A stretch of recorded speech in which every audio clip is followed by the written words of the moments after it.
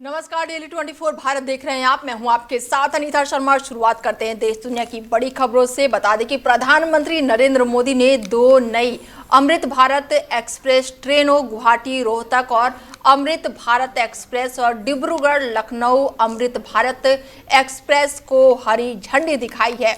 और इसके साथ ही असम के नौगांवा जिले के कलियाबोर में भी नेशनल हाईवे 715 के 4 लेन करने वाले काजीरंगा एलिवेटेड कॉरिडोर प्रोजेक्ट का भी नींव रख दिया है। बड़ी जानकारी आपको दे दें कि इस प्रोजेक्ट की कीमत जो है वो 6,950 करोड़ रुपए बताई जा रही है। और इसके साथ ही 86 किलोमीटर लंबा काजीरंगा एलिवेटेड कॉरिडोर प्रोजेक्ट पर्यावरण का ध्यान रखने वाला एक नेशनल हाईवे प्रोजेक्ट बताया जा रहा है।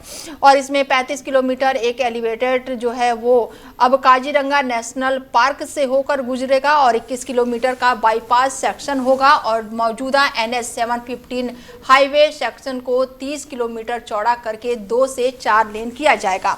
और इस प्रोजेक्ट का मकसद है कि पार्क की रीच को सुरक्षा पक्का करना और साथ ही रीजनल कनेक्टिविटी को बेहतर बनाना। साथियों, आज बीजेपी पूरे देश में लोगों की पहली पसंद बन गई है। बीते 1-1.5 वर्षों से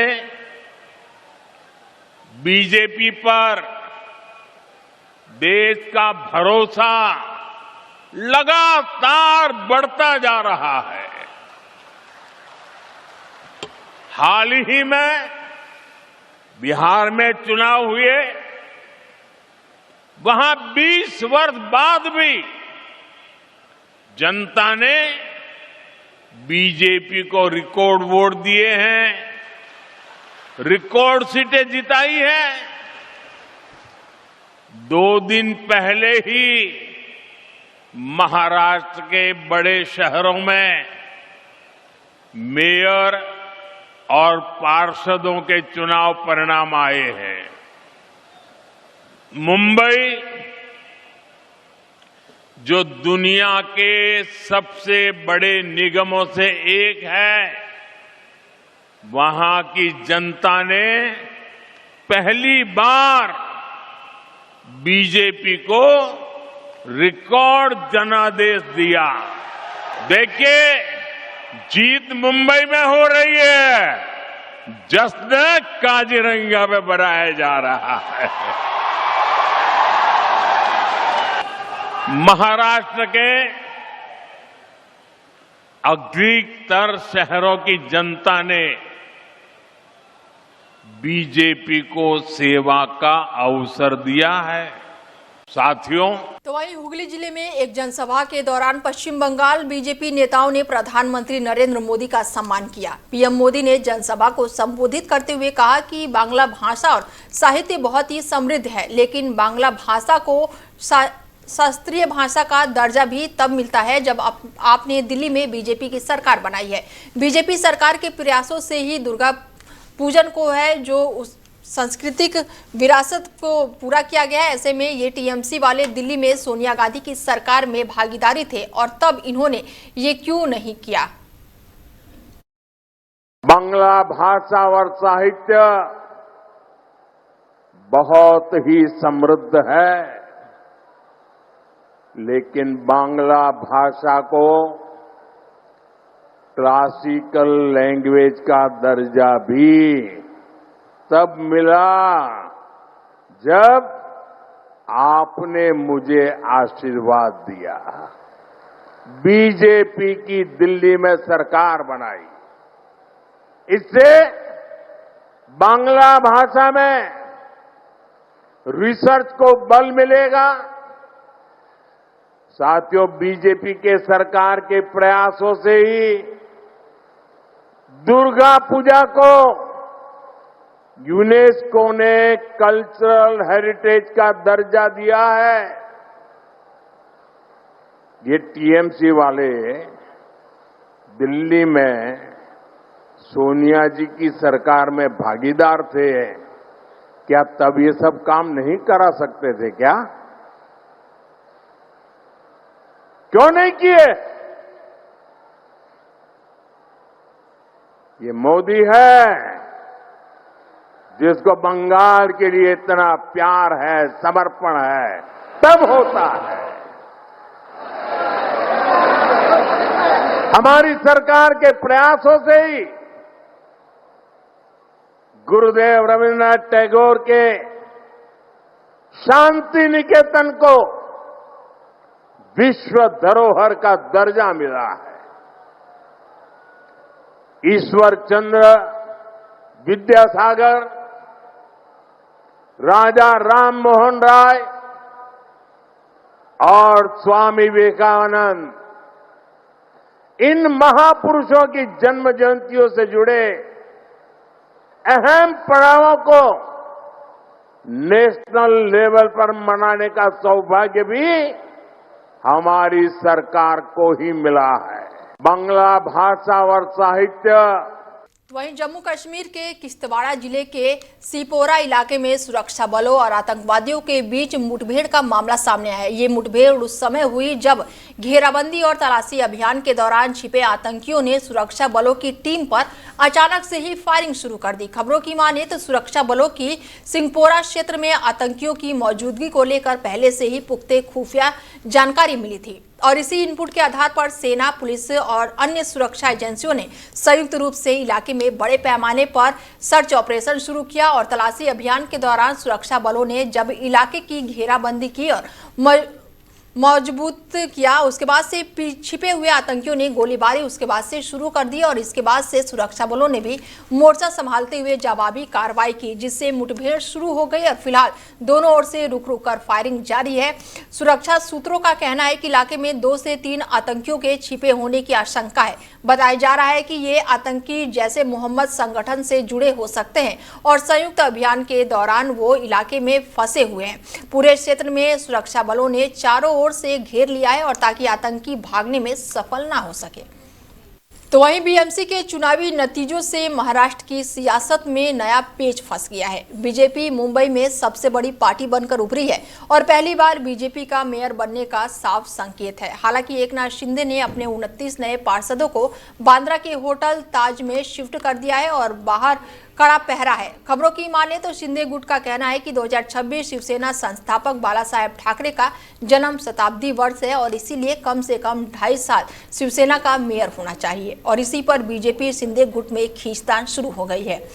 इधर उद्धव गुट के संजय राउत ने दावा किया है कि एकनाथ शिंदे खुद नहीं चाहते हैं कि बीएमसी में बीजेपी का मेयर बने, इसीलिए वो पार्षदों को होटल में रखे हुए हैं। तो वहीं मुंबई में दूसरी सबसे बड़ी पार्टी बनकर उभरी उद्धव ठाकरे की शिवसेना ने ये कहकर अटकलों को और बढ़ा दिया है, जहां पर ये भगवा चाहती है कि पार्टी का मेयर हो सके। बता दें कि बड़ी जानकारी निकलकर सामने आ रही है, जहां पर शिवसेना और शिंदे गुट में एक बार फिर से बहस देखने को मिल रही है। तो वहीं टीएमसी नेता यूनुस पठान ने बता दें कि बेलडांगा में घटना में मारे गए व्यक्तियों के परिवार से मुलाकात की है। यूनुस पठान ने कहा है कि जो घटना हुई वो बेहद ही दर्दनाक है और ऐसी घटना ना हो इसके लिए अभिषेक बनर्जी ने भी बात की है। मैंने भी इससे पहले पत्र लिखा है कि जो ये घटना हुई है वो बेहद ही दुखद है और साथ ही गलत व्यवहार की ओर होता है और ये बहुत ही दर्दनाक होता है जब भी ऐसा कोई हादसा होता है। हमारे जो प्रवासी मजदूर हैं सिर्फ दूसरे राज्यों में जाकर काम नहीं करते बल्कि उस राज्य के विकास में भी काम करते हैं, इसीलिए इस तरह की घटनाएं बार बार नहीं होनी चाहिए। और अभी हालात ठीक है और यहाँ पर ममता बनर्जी, अभिषेक बनर्जी और पीड़ित परिवार के व्यक्तियों को नौकरी देने को कहा गया है और जो बच्ची है उसकी शिक्षा का भी ध्यान रखा जाएगा। जो भी इंसिडेंट हुआ बहुत ही पेनफुल है और ये बार बार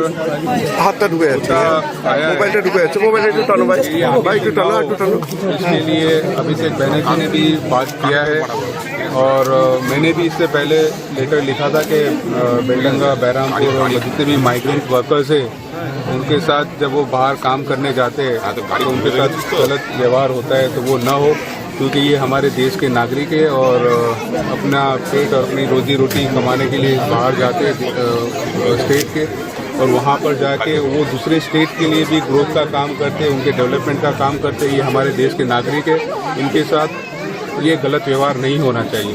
जो भी इंसिडेंट हुआ बहुत ही पेनफुल है और ये तो वहीं देश की राजधानी दिल्ली और आसपास के इलाके एनसीआर और राजस्थान में लॉरेंस बिश्नोई गैंग की गतिविधियों पर शिकंजा कसता जा रहा है और इसी कड़ी में दिल्ली क्राइम ब्रांच और राजस्थान पुलिस की संयुक्त टीम ने गैंग को बड़ा झटका दिया है।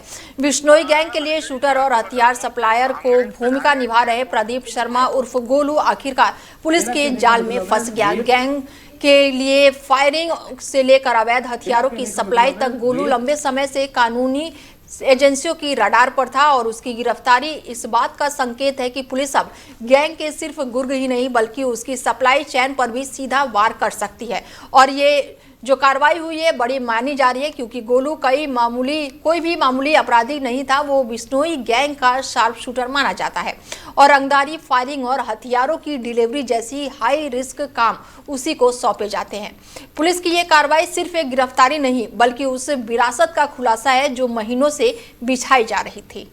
तो वहीं सोनम वांगचुक की पत्नी गीतांजलि ने कहा है कि सोनम को जेल में फर्श पर कंबल में सोना पड़ रहा है। उनके पास कोई भी फर्नीचर नहीं है। उन्होंने कहा है कि उनके बैरक में इतना भी जगह नहीं है कि वो ठीक से टहल सके। इसके साथ ही उन्होंने कहा है कि सॉलिसिटर जनरल तारीख मांग रहे हैं क्योंकि उन्हें एहसास हो गया है कि केस में कोई दम नहीं है। सोनम वांगचुक को 26 सितंबर 2025 को राष्ट्रीय सुरक्षा कानून के तहत हिरासत में लिया गया था और ये कार्रवाई लेह में राज्य का दर्जा और छठी अनुसूची की मांग को लेकर हुए हिंसक प्रदर्शन के 2 दिन बाद की गई थी और इन प्रदर्शनों में 4 लोगों की मौत भी हुई थी और 90 लोग घायल हुए थे। गीतांजलि ने कहा है कि सोनम वांगचुक को हिरासत के खिलाफ विरोध न होने से वह थोड़ी निराश है। उन्होंने कहा कि इस मुद्दे पर आवाज को और एकजुट और मजबूत होना चाहिए। तो वहीं इंडिगो की फ्लाइट में बम की सूचना के बाद से इलाके में हड़कंप मचा हुआ है और आनन फानन में दिल्ली से बागडोगरा जा रहे विमान को लखनऊ में इमरजेंसी लैंडिंग करवानी पड़ी। एयरपोर्ट सूत्रों के मुताबिक एटीसी के इंडिगो की फ्लाइट में बम की सूचना मिली। विमान लखनऊ एयरपोर्ट पर लैंड हुआ। यात्रियों को उतारकर विमान को आइसोलेशन में रखा गया है और जानकारी के मुताबिक विमान के बाथरूम के अंदर एक नैपकिन पर धमकी लिखी थी जिस पर लिखा था कि प्लेन में बम है और एक यात्री को ये नैपकिन दिखी तो उसने इसकी सूचना क्रू मेंबर को दी। बाद में विमान को तत्काल ही लखनऊ की तरफ डाइवर्ट किया गया जहां पर बम निरोधक दस्ता, फायर ब्रिगेड, मेडिकल और अन्य सुरक्षा एजेंसियों ने विमान को घेर लिया। बम निरोधक दस्ता विमान के अंदर सर्च ऑपरेशन चला रहे हैं और अन्य सुरक्षा एजेंसियों के अधिकारी भी मामले की बारीकी से जांच पड़ताल में जुटे हुए हैं। विमान में 230 यात्री, 6 क्रू मेंबर और 2 पायलट सहित कुल 238 लोग सवार थे और सभी को चेकिंग के बाद सुरक्षित उतार दिया गया है और अंदर की सब लगेज और विमान की जांच की जा रही है। तो वहीं प्रयागराज माघ मेले में मौनी अमावस्या पर सुबह से ही भारी संख्या में श्रद्धालुओं की भारी भीड़ देखने को मिल रही है और इस दौरान संगम तट पर योगी सरकार ने हेलीकॉप्टर से श्रद्धालु और साधु संतों पर पुष्प वर्षा कराई। पुष्प वर्षा से श्रद्धालु और साधु संत गदगद नजर आए। पुष्प वर्षा का एक वीडियो भी सामने आया जिसमें देखा जा सकता है कि कई 100 फीट ऊंचाई से हेलीकॉप्टर से पुष्प वर्षा की जा रही है। मुख्यमंत्री योगी आदित्यनाथ ने एक्स पर एक पोस्ट करते हुए कहा है कि तीर्थराज प्रयाग में आज मौनी अमावस्या के पावन अवसर पर हुई पुष्प वर्षा आस्था का अभिनंदन और महासनातन संस्कृति का वंदन है। जय मां गंगे। और इसके साथ ही मेला प्रशासन के एक वरिष्ठ अधिकारी ने बताया कि श्रद्धालु आधी रात से ही गंगा और संगम घाटों पर घने कोहरे के बावजूद पहुंचने लगे थे और सुबह से ही शुरुआती घंटों और सभी दिशाओं से आती हुई सुनाई दी।